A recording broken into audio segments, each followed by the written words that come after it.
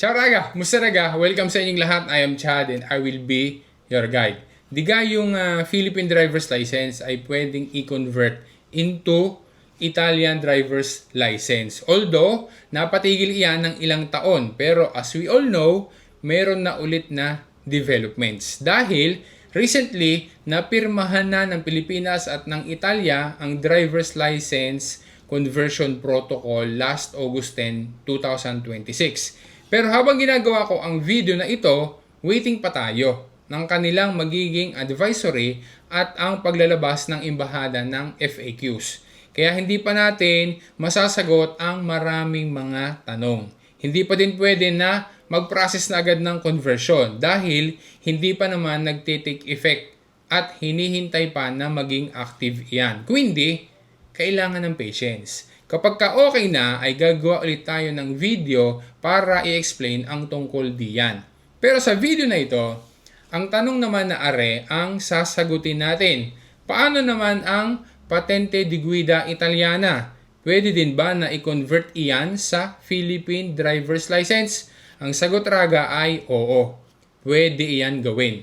Pero bakit mayroong iba na required ba na mag-undergo at makapasa ng written at practical driving test?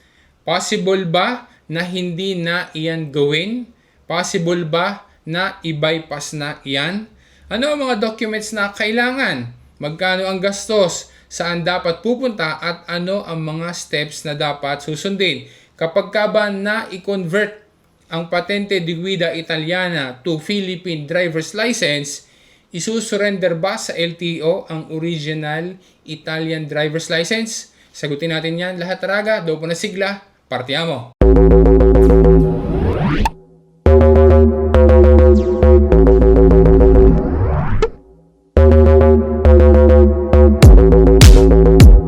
Kagaya ng ating na-explain na sa isang previous short video, ang valid Philippine driver's license, maging ang valid na International Driving Permit o IDP, ay pwede din gamitin for driving sa Italian territory. Pero, for a limited period lang. Kagaya ng sabi din sa official website ng Italian Embassy sa Manila, pwede iyang gamitin up to 1 year mula na magkaroon ng residensya sa Italia.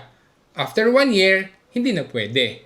After 1 year, para makapag-drive sa Italia, kailangan ng magkaroon ng Patente di Guida Italiana.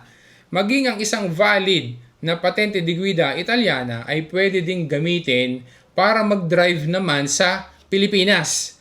Pero, for a limited period of time din lamang. Kagaya pa din ng sabi din sa official website ng Italian Embassy sa Manila, pwede yan up to 90 days from the date of arrival sa Pilipinas. Kailangan na mayroong kalakip na official translation mula sa Italian Embassy.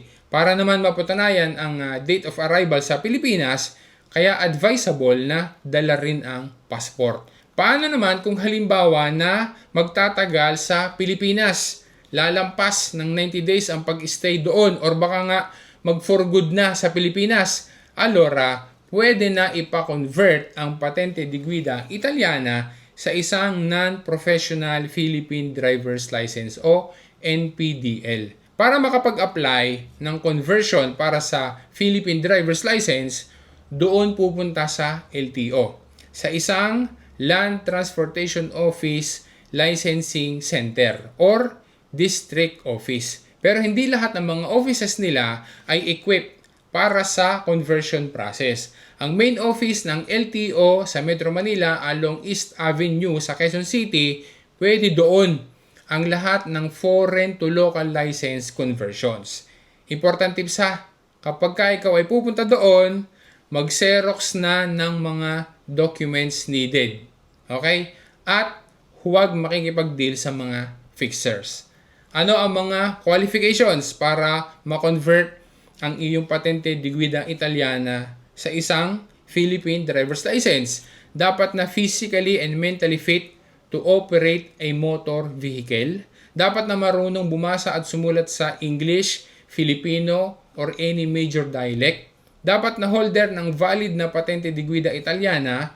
That way ay exempted na at no need nang mag-undergo at makapasa pa sa isang theoretical exam at practical driving test. Kung sakali na, expired na yung patente Italiana, allora, kailangan pa na mag-undergo at makapasa pa ng theoretical exam at practical driving test. Dapat din na walang unsettled traffic violations. Ari naman ang mga documents needed. Original and photocopy ng Patente de Guida Italiana na mayroong kasamang official translation galing sa Italian Embassy.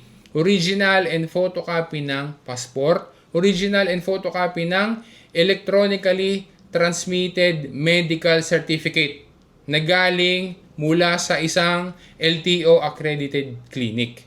Lastly, kompilato na application for driver's license or ADL. Ari naman ang babayadan na fees, license fee na 585 pesos na yan ay babayaran upon issuance. Poy, conversion fee, 100 pesos. Application fee, 100 pesos. In some cases, if needed, maaaring may gastos din na 500 to 600 pesos para sa medical test at 300 pesos naman para sa practical driving test, if needed pa din. Take note, ang mga fees na nabanggit na iyan ay maaaring subject to change sa time na ikaw ay mag-a-apply. Ano ang validity ng non-professional driver's license o NPDL? Sa first application or new NPDL, 5 years mula sa initial issuance unless na yan ay ma-revoke o masuspesa. Kapag ka-renew ang NPDL, 10 years na ang validity. Kapag ka ang holder ay mayroong clean record as in walang committed traffic violations doon sa panahon ng initial na 5-year period. Kapag naihanda mo na ang lahat at ready ka na mag-process ng conversion ng Italian driver's license to Philippine driver's license, may dalawang options ka na maaaring puntahan. Una, sa pinakamalapit na LTO Licensing Center or District Office. Mas malaki ang opisina na mapupuntahan mo, mas maigi, mas maganda. Para mas malamang din na nagpa-process sila doon ng conversion. O pure, mag-register online. Pupunta ka lang dine sa portal na ARE para ikaw ay makapag-register at makapag-book ng appointment para sa iyong driver's license conversion. Reminder, you have to take note na ang proseso at saka additional requirements ay maaari na hingin o maaari na kailanganin doon sa LTO office na pupuntahan mo. O baka naman dahil sa tipo ng passport na meron ka or sa visa na meron kung halimbawa na hindi Filipino citizen. Important question na dapat na masagot. Kapag ka ba ikaw ay nagpa-convert ng iyong Patente de Guida Italiana tapos ikaw ay na-issuehan ng Philippine driver's license, ang iyong bang Patente de Guida Italiana ay isusurrender mo dapat sa LTO? Kailangan ba na iiwan mo iyon sa LTO? Ang sagot raga ay hindi. After na ma-issuehan ka ng Philippine driver's license, dahil nga na ikaw ay nagpa-convert, ang iyong original na Patente de Guida Italiana ay maiiwan pa din sa iyo. Ang kailangan lang ng LTO ay makita nila yung original copy ng iyong Patente de Guida Italiana at ang Xerox copy noon, yun ang maiiwan sa LTO.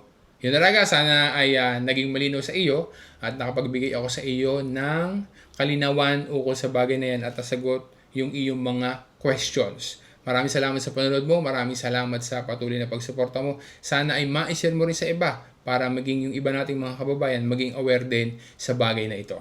Once again, this is Chad and always remember, Chad will guide. Grazie raga! Alla prossima!